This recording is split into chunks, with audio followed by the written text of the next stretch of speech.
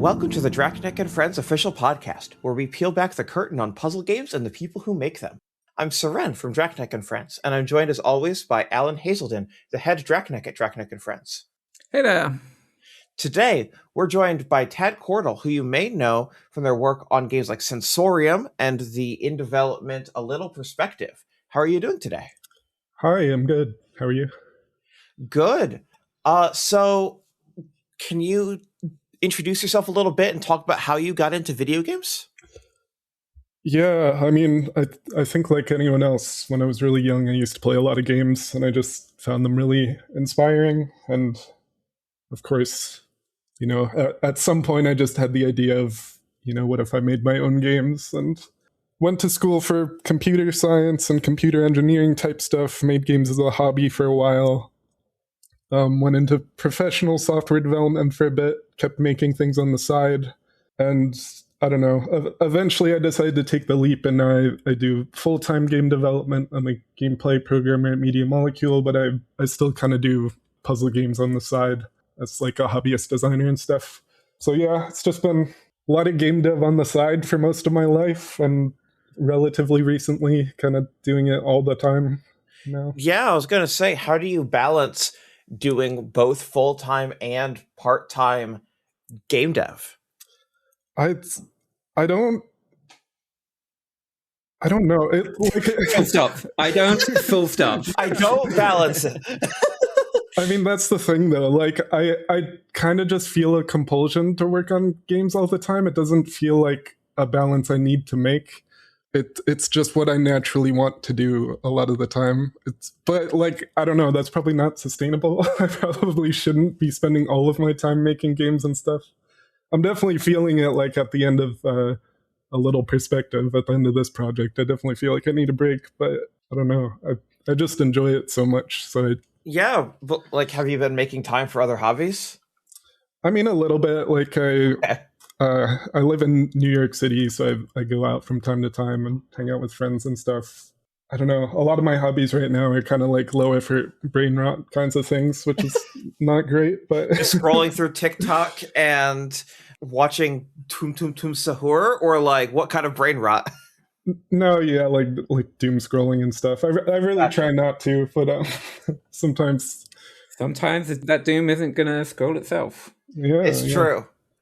But yeah, we're recording a couple of weeks before your game comes out, but this episode will be dropping just after it releases.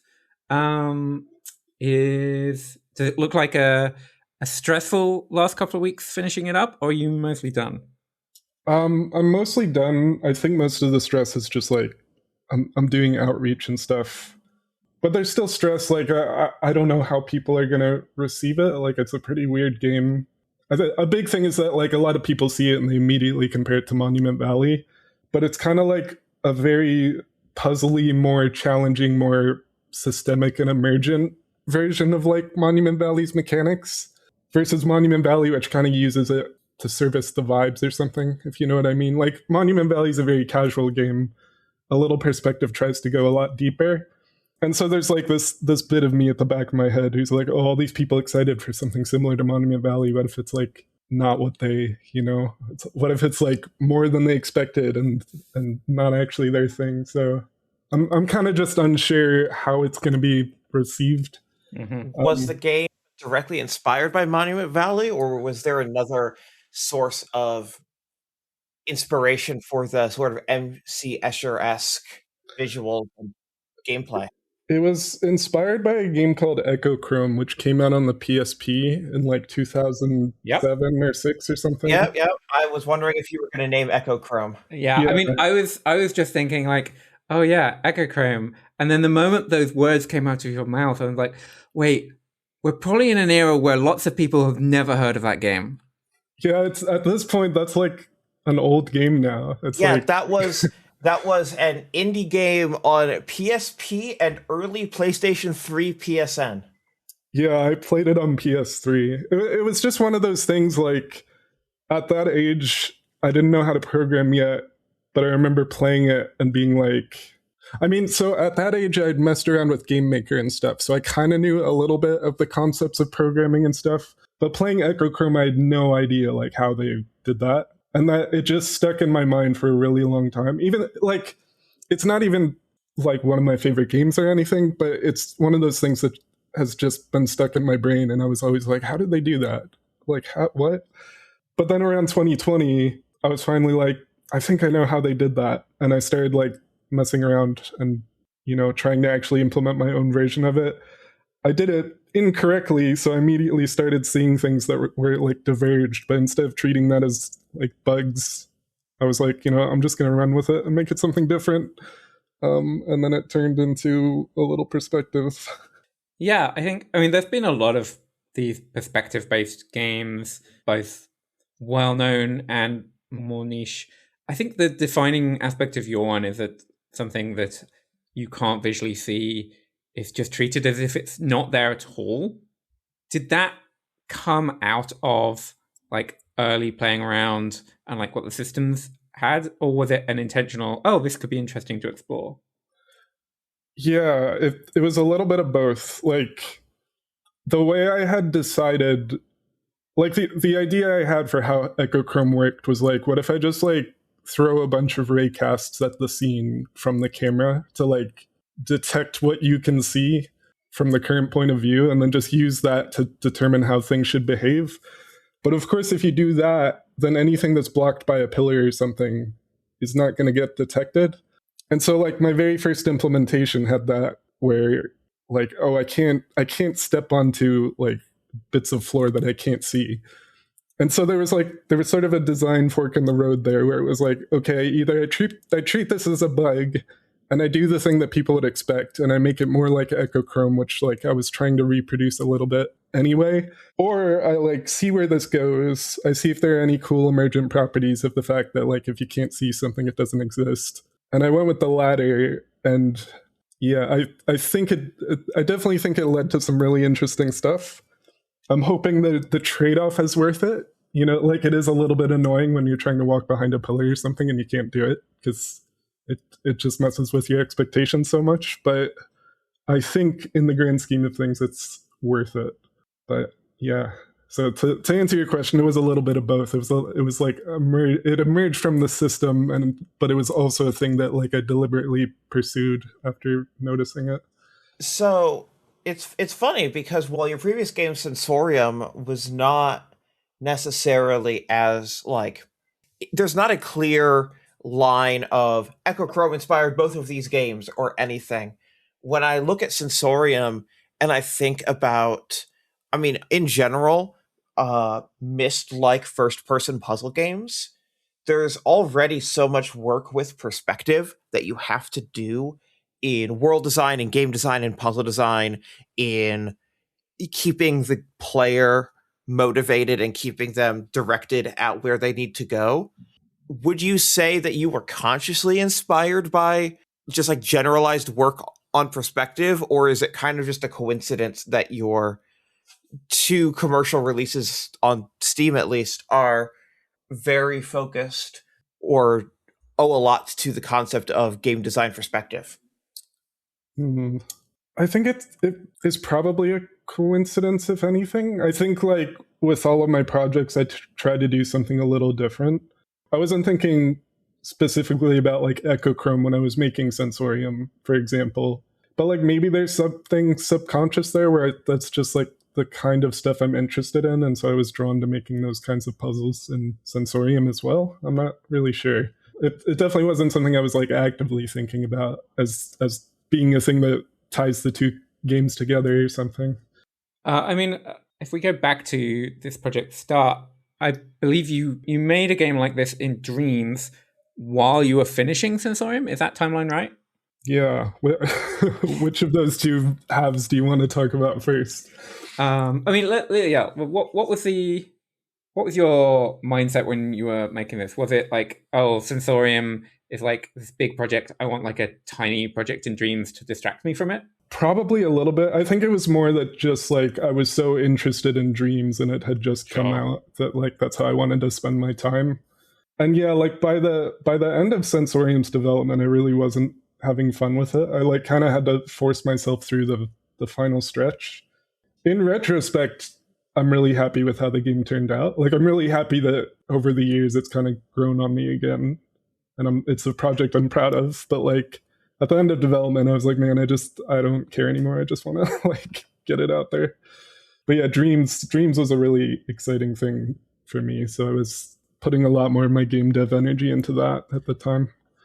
At what point in your working with Dreams did you begin working with Media Molecule, the company that makes Dreams? Were you working on Dreams at your day job and then got into Dreams? Or were you really into Dreams and then started working with Media Molecule?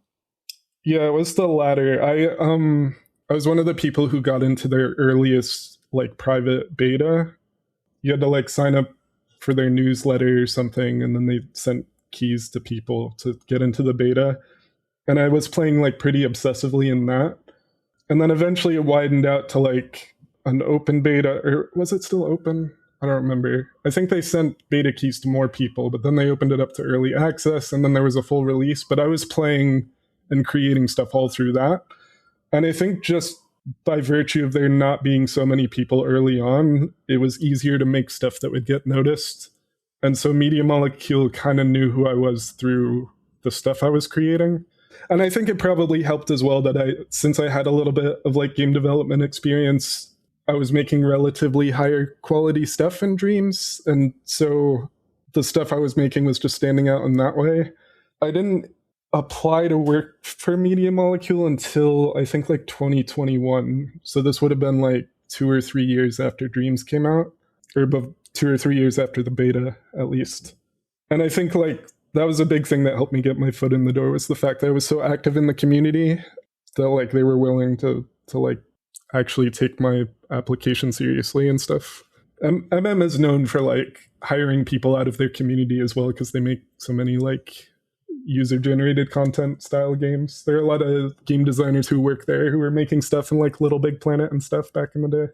Yeah, no, I'm not surprised that, I mean, for people who are not very familiar with Media Molecule, maybe just because they don't follow the PlayStation ecosystem side of things, it's a weird studio made of weird creatives that put out weird creative things.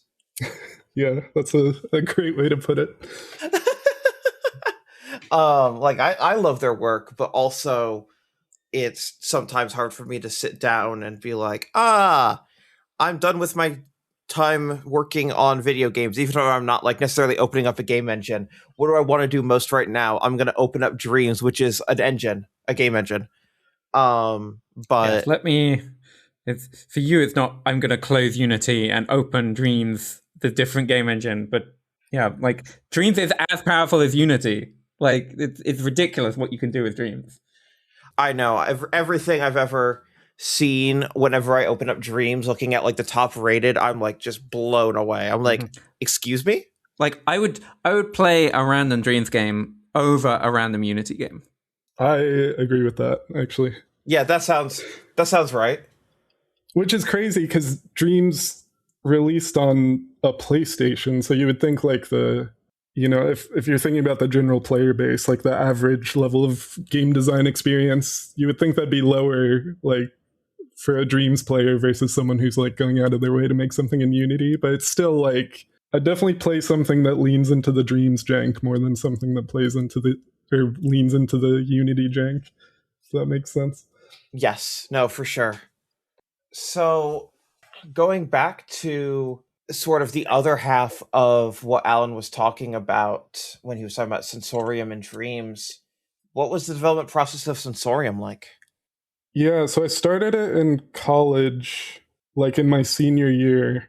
When I started it, I didn't really have an idea of what I was making. I just wanted to make like a small first-person puzzle game to learn how to use Unreal Engine. And I sort of had this idea of like just there being a very small hub with like 3 little puzzle areas you go to, and each puzzle area would have like, I don't know, a single-digit number of puzzles in it maybe.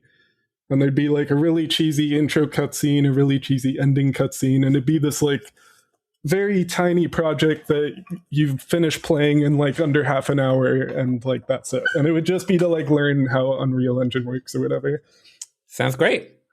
Yeah, definitely. I definitely didn't end up like having this project in the back of my mind for like 4.5 years. But basically, like when I was thinking about what to do in those three puzzle areas, I had one idea which was like something kind of tactile where you'd be like pushing stuff around or like clicking buttons or like, I don't know.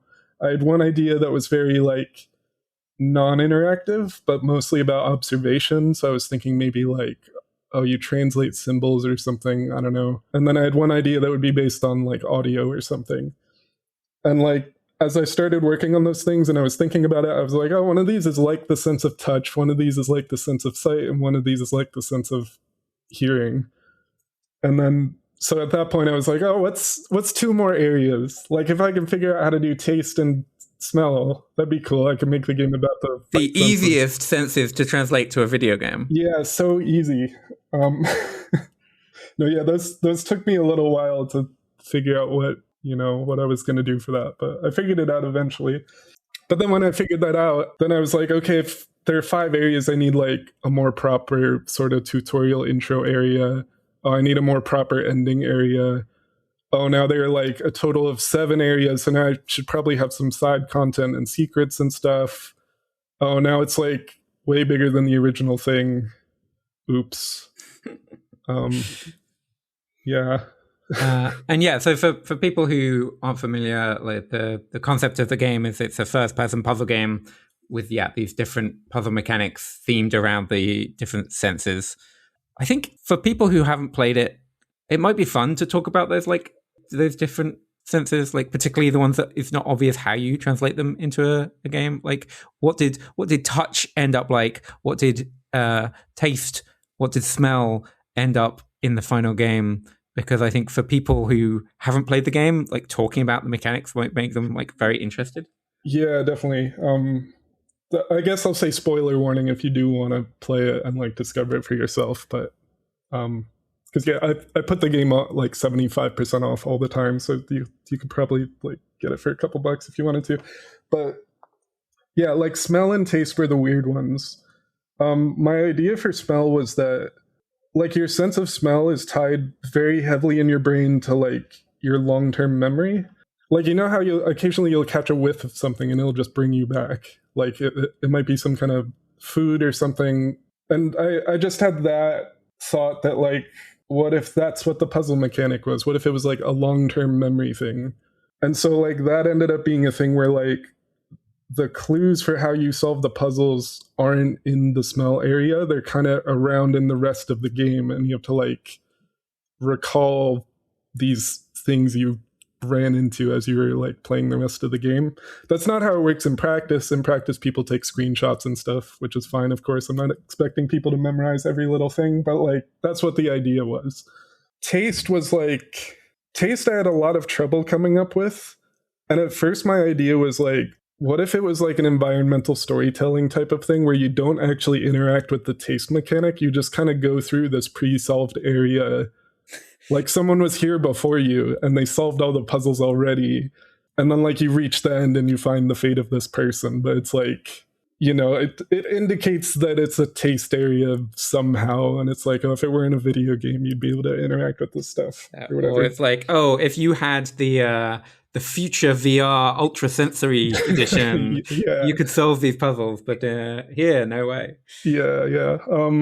But yeah, eventually I was like, no, that's a cop-out. I shouldn't do that. And I came up with an idea for something that was more about like mixing ingredients. Because I thought like that would be kind of a cool puzzle in real life, maybe, if you had to taste something and then determine what ingredients went into it that made it taste that way. And so I just made a sort of an abstract video gamey version of that, where you would like click on some food to eat it, and then it would change the reticle image in the middle of the screen to indicate like what you had eaten. And so it would be about like combining, like pressing buttons to like combine ingredients to like create this shape, and then that would activate a thing, and you get through the door. And there are a bunch of those in the area, which I think, I don't know, that's like a little more abstract than I was trying to be, but I don't think you could be much less abstract for a taste mechanic. But yeah, and then touch touch is also a little bit weird. Like, it's still kind of leaned on that like tactile idea I had at the beginning, where it's not so much about like the information you're receiving from the sense. It's more just like kind of using your hands to do stuff, and like you're touching things to make things happen, which is maybe a little bit inverted and weird, but I still think it works maybe. And that's sort of like a 3D block pushing in first person sort of thing. And how long did it take you to get like that sense of like, okay, this is what these 5 senses are? Did you have that like fairly on, or was it were there various versions of this that didn't have the complete lineup? I think some of them definitely changed. Like the touch one definitely changed. It used to be, instead of like you directly pushing blocks around, it was a more it was like a different sort of block motion sort of mechanic where you would have like a grid of blocks and you press buttons and it would like move all the blocks in one direction, and some of the blocks would hit things and stop, the other blocks would keep moving, and you'd have to like, it's really hard to explain just talking about it, but the bottom line was that I looked at it and I was like, this doesn't seem like the sense of touch even at all, like not even close. So that turned into one where you're like actually clicking the blocks, and I was like, okay, this is a bit more of an acceptable thing. I mentioned the early version of taste, like the environmental storytelling thing. I think smell was always the way it was. I think the audio puzzles were also kind of always the way they were, where it's sort of a Simon Says kind of thing where you have to input what you hear. But it did take some time for me to like come up with the ways to evolve that concept. So it's not literally just like reproducing tones. There are kind of some interesting twists as you go through that area. I think the sight one seems like it would be the easiest one, but that one actually took me the longest to like figure out what I was doing. I think because it was so broad, I like had trouble thinking of constraints. And so I was like, I don't know, like when it comes down to it, every video game puzzle is a sight puzzle because you have to look at it. So I don't know. I didn't have many ideas for a while for that area. And then it just turned into a thing where it's like, it just turned out to be a whole bunch of things where they're just a bunch of rooms with different concepts in them. But yeah, I don't remember what early versions of that there might have been. There were definitely like rooms that I cut that were just kind of a little too janky or didn't work the way I had hoped. But the high level of it was pretty consistent, I think, once I had the idea. Got it. And along similar lines, I'm really curious. I've not played the Dreams version of A Little Perspective. How different is the game you're releasing on PC to that version in Dreams? Very. Well, first of all, the original version is much smaller. I think it was like 35 levels or something. The PC version has, I think, 160 something levels, but some of those levels have multiple puzzles in them, so it's like over 200 puzzles. The PC version also has an overworld that you can run around in. The Dreams version doesn't have that. It just has like a menu level select sort of thing. The PC version has new mechanics like push blocks and stuff, which the Dreams version also didn't have. Yeah, the story is different. There's like a narration, which a lot of people may not know yet, in A Little Perspective, because the demo doesn't have any hint of there being a narration, but there's like a story that plays out bit by bit as you go from puzzle to puzzle. And the Dreams version had that too, but it was a very different thing. It was a little bit more like an essay or a lecture or something than a narrative. Yeah, I don't know. And the PC version also just has a ton of quality of life stuff. Like, I think the level design is better. The visuals are nicer. It's just generally the gameplay is more polished. There are more animations where there might have been missing stuff in the Dreams version. And yeah, I don't know. A lot of improvements, I think. Do you already know what game that you're looking to work on next or make next from a solo perspective? Or are you thinking about how you're going to prototype, or are you thinking you're going to take a short break? Probably a short break, but I have a few ideas. I think like the next one might actually be another like Dreams quote unquote port. It might not end up being a port, it might balloon in scope again. But the one I'm thinking about working on is not even my game. I've been talking to the creator of a game in Dreams called Lock. Okay, which is you can't hear this on the podcast, but I'm actively sitting up in my chair. yeah. Yeah, Lock is like widely considered to be like one of the best games in Dreams. And I kind of agree. And the creator of that actually has been helping me with a little perspective a little bit. Like he made the branding and stuff that you see on the store page. And I had actually spent some time between Sensorium and when I got hired by Media Molecule, I had actually like started working on a Lock port with him in Unity. But then, because of weird contract reasons, I had to stop working on it for a while. But I believe I'm able to work on it again now. So I've been talking to him a little bit about it. And I think like when a little perspective is done, I think we want to start taking another shot at it. Awesome. Yeah, I'm assuming you've played you've played Lock.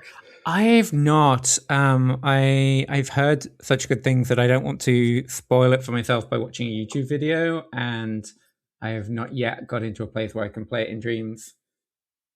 Yeah, it's really interesting because I don't think he wants to like, a little perspective I made like 10 times as big as the Dreams version. I don't think he wants to do that, but I think he wants to. There are definitely elements of the game that he's not happy with, and he wants to redesign. The thing about that game, though, is that like everything in it is so interconnected that if you redesign one little element, it affects the entire game. And so it's like any minor change, even halving the amount of content could still take twice as much time. Yeah, even reducing the scope would be non-trivial. So yeah, I think it won't be a straightforward port. I don't think it'll be a massive scope increase, but I think there'll be design work to do. And I might help him with some of that. I might take a back seat and just be a little bit of a code monkey. I'm not sure. But I think he's mentioned like wanting some design input as well. So I might participate in that a bit. If it happens. I mean, again, it's like we haven't even started it yet. So of course this is no guarantee that it will actually come out, but that's what I'm thinking about doing. Very exciting. Honestly, that sounds like something that I very, very much hope comes to fruition, because I would also like to play that. I have played the Dreams game because it has frequently been towards the top of charts. Yeah. Have you played this is much later in Dreams' lifetime, but he made another game called Daily Observer. I don't think I've played that. Okay. That's a very unique game as well that I quite enjoyed, but you're just telling me to re-download Dreams, and that doesn't take a lot for me to do. So yeah, do it. Yeah, Daily Observer is cool. I think it's less straightforward to like port to PC.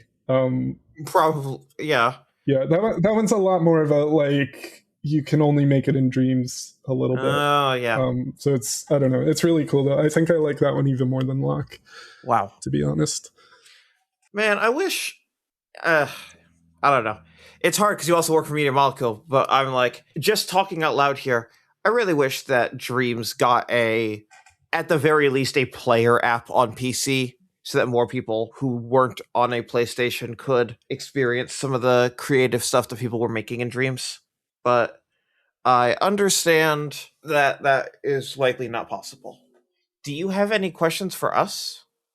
Yeah, I mean, one of your first questions was like, how do I balance like what I'm doing? And my answer to that was just I enjoy it so much that I feel compelled to do that. So I guess my question for you is, why do you make games? Is there something you get out of it that's more than just like you want to provide fun for people? Or like, is there a deeper philosophical reason to why you make games? Alan? Oh, I'm not self-introspective enough to think about that stuff. I mostly just like doing something that I can feel like, oh, I'm good at this. I'm doing a good job here. I'm making something that is worthwhile, something that people will enjoy. That's an awful lot of it. I try not to think about like, oh, is this like a meaningful like thing to contribute to the universe or anything like that. But also, I don't really know how to do anything else at this point. So I kind of have to keep making games or publishing games or like working in games out of momentum, if not anything else. Interesting. Yeah, I've been working in games in various capacities for a very long time. Next year being 2027 is going to be my 20th year in the industry. And there's a little bit of sunk cost fallacy, like Alan was kind of talking about like, well, if I just go on autopilot, I am staying in the industry, and leaving is scary, even though my work is not in game design. My work is in production and release management and biz dev and a bunch of other, like all the ancillary stuff that is not actually going into the engine. And so, while I do have a lot of specialized knowledge, my skills are relatively transferable, but I get such a kick out of the creative people that occupy this space, and a lot of the ways that their brains work, and a lot of the new experiences that people come up with. And so, for the last, like, well over a decade at this point, I've basically just made it my life's work to find people doing weird creative things and help them with their creativity and help them get that in front of more people and get it to market. So that's why I work on games, but I would be lying if I said that I didn't have one or two moments where I was like, should I just like walk? Especially the last couple of years when like the industry has just been getting so much smaller and so much smaller. But yeah, I don't know. Yeah, I definitely feel what both of you are saying a little bit, where there's a little bit of a sunk cost thing. It's like, man, I put so many hours into like getting better at this. And it's like, how many hours have I spent not doing something else? Like, how many things am I like terrible at? If I decided to like stop making games, what would I even do? I don't know. Yeah, hard to say.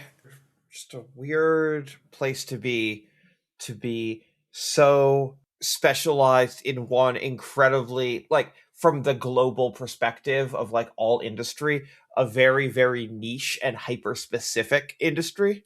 Yeah. Like it'd be one thing if my job was just filling out spreadsheets at a computer desk. I'd be like, oh, I could work in like 30 different industries at least. But it's like this. It's like, no. Alan knows very well. I just have all of this nonsense rattling around in my head that feels like it would be there even if I left the industry. So at this point, it's better to stay in the industry. Yeah, you need to know about console certification processes for the rest of your life. It really feels like that, because I decided very early on in my career that one of the things that was going to set me apart was I was going to know every single console certification requirement by heart. And so down to like the code numbers and everything. And so I can play a build, and within 20 to 30 minutes, I can list every single cert failure on all consoles. And that is like really, really awesome, except for the part where that's just in me now. What am I supposed to do if I leave the industry? It could be I was going to say it could be a cool party trick, but I can't think of any party where that would be a cool trick. Yeah, I was going to say, if every single person in the party is bound by the same NDA, then absolutely. True. I was going to say you could almost make like a detective game out of this, where you get given like a list of certification requirements for a made-up system, and you get to play a game, and like you gotta send in a report.